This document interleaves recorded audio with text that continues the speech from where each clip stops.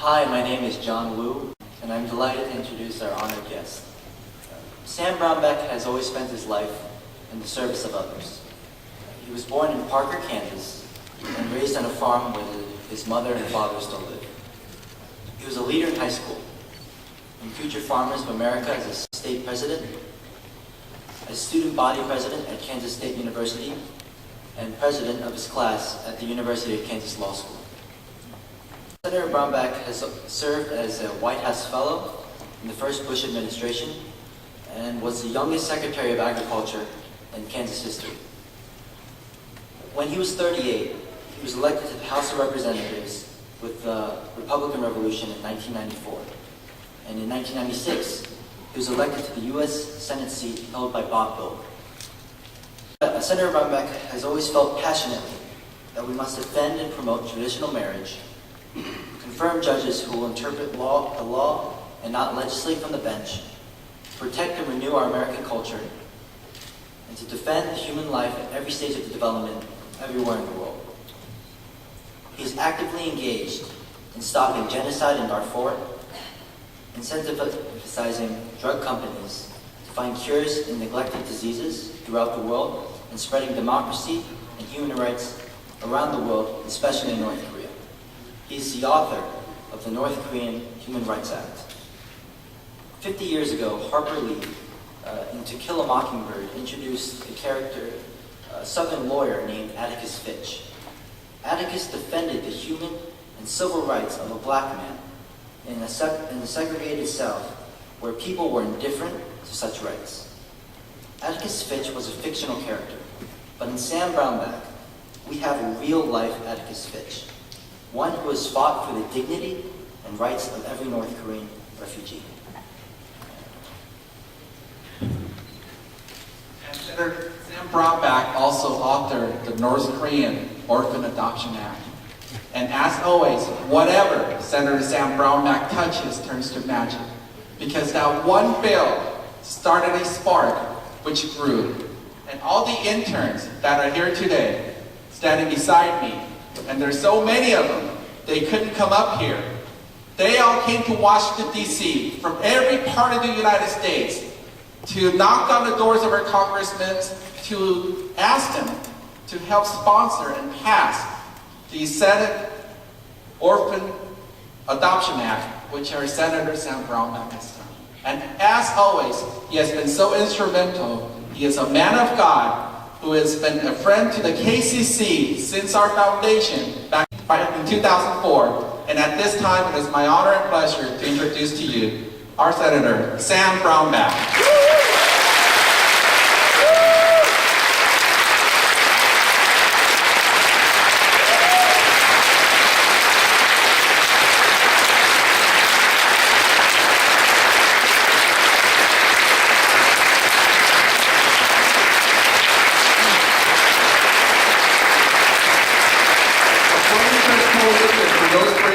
Presents Lifetime Achievement Award. This is the one and only first time we have ever presented such an award to our champion for North Korean human rights, Senator Sam Brownback, on 13th of July, 2010, in appreciation for your tireless dedication in speaking on behalf of the Voiceless. Senator Sam Brownback, we thank you. All of our interns, thank you.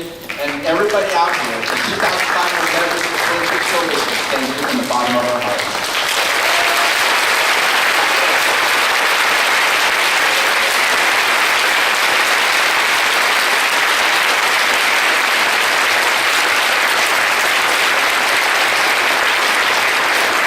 Thanks, Sam, and I'm deeply honored to be here and to be with you and to receive that award and the accolade about making it to the Blue House, if not the White House.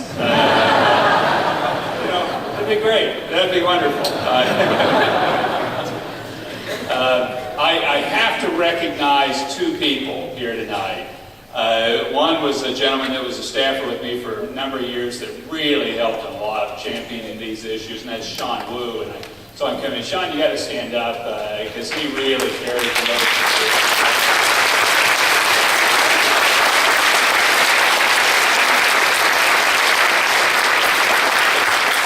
I can't thank Sean enough, and he was with me in Darfur, and he's with me on the Chinese-North Korean border. And he's been with me on so many issues and has really carried the freight and really opened the eyes of the world up on a lot of the things that were happening in North Korea when people didn't know this stuff was going on.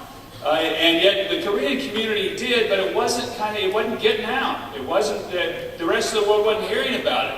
And Sean knew where to find the information. I certainly was willing to carry it on forward. He worked with Frank Wolf for a period of time in getting this information out to show what a terrible, thuggish regime was in North Korea. And drug running and trafficking in people and what it was doing to its own people. And opened the eyes up, and I really appreciate that. The other was Suzanne Schulte, who just spoke ahead of you. I went to a conference, it's probably been 10 years ago. She wouldn't remember this because she's been active on this topic for a longer period than that. And I was listening, she organized, I believe, the conference. I'm not sure about this, but I think she did, organize the conference. That laid this information out initially in front of me. When I was there and I was speaking later at it, and as I listened to it, I heard this, I said, somebody needs to do something. And I thought, wait a minute, I'm a senator, I guess I can. And that started really the journey for me working on these issues on North Korea. And if any of you are supporting those groups that are on that Chinese border, that are hosting and keeping North Koreans, keep doing it, please. You're helping real people that are in desperate situations. He was staying there.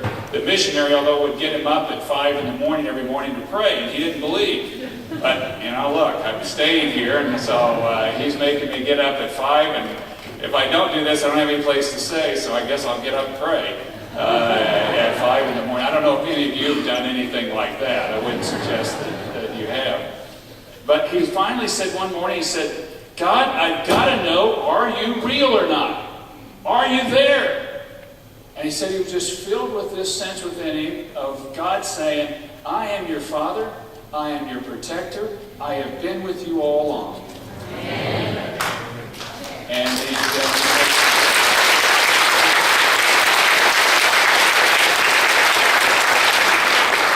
so the lesson of that story is if the pastor says get up at 5 a.m. and pray, get up at 5 a.m. and pray, okay? That's the thing to do. But also, it's just a beautiful profession of faith and a beautiful life that here, 10 years later, real people's lives have been impacted in very powerful ways. These guys are studying, in many cases, probably to go back to that area of China and possibly back into North Korea. Just as St. Patrick was taken as a slave, or escaped out of Ireland and went back as a slave to be able to preach the gospel in there years earlier. It's an amazing thing, and it's an amazing thing that's gone on. It's an amazing thing to me that in the world of 2010 we would tolerate what's going on to the people of North Korea and what's taking place to the people in North Korea. And if you don't speak out for them, it isn't going to be heard. It's just a flat line to the whole situation. You don't speak out. They don't have enough voice. The world has kind of long since thought, oh yeah, I know North Korea is terrible. But they don't know how terrible it is. And they don't know how terrible people's lives are. And I've hosted at press conferences here women that have gotten out of North Korea and say 90% of them are trafficked once they get out of North Korea. They're captured along the border and then sold into some sort of sexual bondage or to be a concubine. 90%. And I've asked them, how much money they sold for? And they're down $70 to $150. Sold into bondage. But like that, it's taking place. And that is a real life situation. We have photos of the gulags that exist in North Korea. And we know from what people say that have gotten out what takes place in the North Korean gulags. And we know about the orphans that are in China, the statelessness of these children. And we know what's taking place in North Korea. So we've got people that have gotten out and communicate. We know these things. And yet, if you don't stand up, if KCC doesn't stand up and make an issue of it, because the thing about it is in American politics, there are 1,000 things that are going on. There's a 1,000 things, and always the issue in American politics is getting focused. Because you can't focus on 1,000 things. You can only focus on a few things. And you're getting this issue raised up and said, look, this is important to us. This is important to me. you don't act on it, I'm going to be upset. And this is a democracy, and you don't like upset people, right? So get active on this and do something on it. And it's your bringing this forward. It's your telling people about this. It's your young people being out and active. And I really want to thank you guys for doing this as well, because I've seen movement after movement in this country and in the world. It happens on young legs. It's on people that are young, that are looking at this as being idealistic and saying, this shouldn't be this way. And I've got it good, and I'm going to see that somebody else can do better. I saw 3 guys with video cameras going to northern Uganda and change the situation for about 2 million people.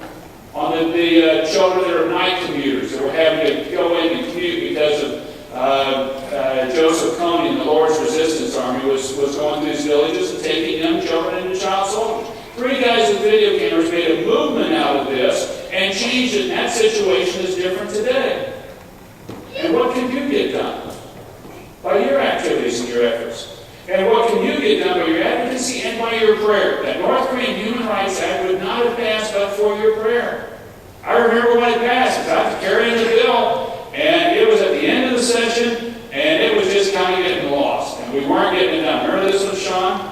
And I was out at your convention that you were having in Los Angeles going, look, we're trying to get this done, and I hope we can, but... and I got back into Washington, and the next day that thing passed.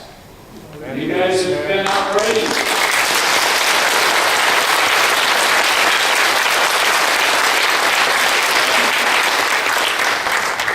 We serve a God that works for those who wait. Amen. You wait on it. I couldn't be happier to be associated with your cause. True religion, the gospel tells us, is taking care of widows and orphans in their distress. And nobody's going to disagree with that. I don't care where you are in the world. I don't care what religion you are in the world. Taking care of widows and orphans is a good thing. Nobody's going to disagree with you. And we've got a lot of people that are in that situation. Widows and orphans and people in distress in North Korea, in China, in different places around the world trying to get to freedom. So thank you for your deep honor of this tonight. It really is very special. This is my last year in the United States Senate. I gave a term limits pledge. So I'm stepping down from the United States Senate. I am running for governor of Kansas, so I hope to not be leaving politics. But I am stepping down out of the United States Senate because of a pledge that I made. And I've always believed that, I had a friend of mine tell me this that has stuck with me, that when a man breaks his word, it breaks the man. You keep your word. And I'm going to do that. The cause goes on. And you've got guys like Frank Wolf, and you've got guys like Ed Royce from California, you've got other people that will pick up the cause. But they'll pick it up if you pray and you push. You do both. You don't do either of them, you do both of them. You pray and you push. And we can get this done, and when it happens, and when the people are free to be able to move around from North Korea, and when the world sees the true horrific situation within North Korea and its eyes are open and they say, why didn't we do more? You can say, I was pushing. I knew about it and I did everything I could. And that's what you need to be able to say when you face your maker ultimately. I gave you these assets. I put you in a great country. I gave you a lot of opportunities. What did you do with it? Did you serve yourself or did you serve God?